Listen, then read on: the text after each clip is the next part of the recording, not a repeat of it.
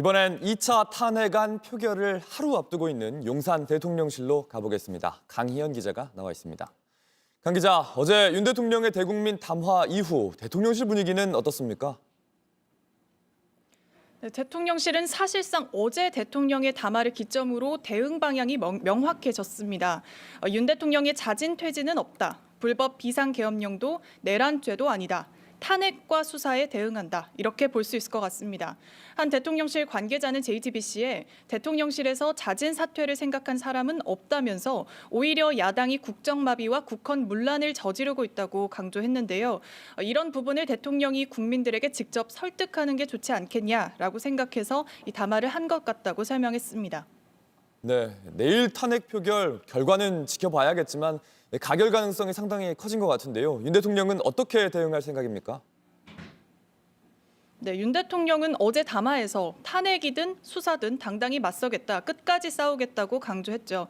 이미 내일 탄핵안이 가결되는 것도 염두에 두고 대비하고 있는 겁니다. 여기엔 탄핵안이 가결돼서 이 헌법재판소에서 탄핵 심판이 시작되더라도 법적으로 해볼 만하다는 판단이 깔려 있는 걸로 보입니다.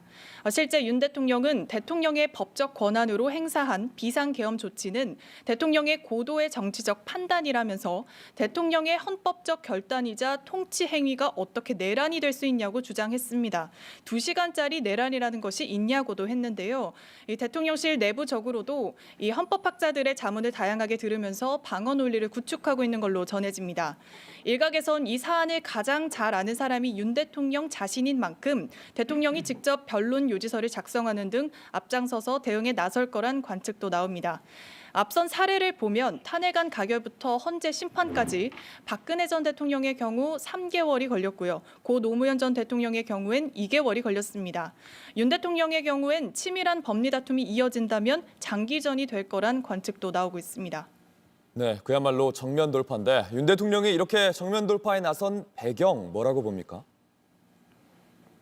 어제 담화에서 알 수 있듯이 윤 대통령은 이 비상계엄령을 선포하게 된 원인을 야당 때문인 걸로 보고 있습니다. 거대 야당이 국가 시스템을 무너뜨려서 자신들의 범죄를 덮고 국정을 장악하려는 거라며 대통령이 막아야 한다는 논리를 내세운 겁니다.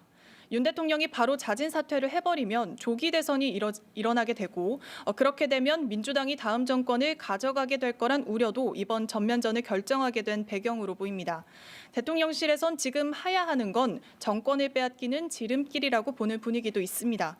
윤 대통령은 담화 직후에 국무회의를 통과한 법률안과 대통령령 42건을 제가하면서 국정 수행 의지를 보이고 있는데요.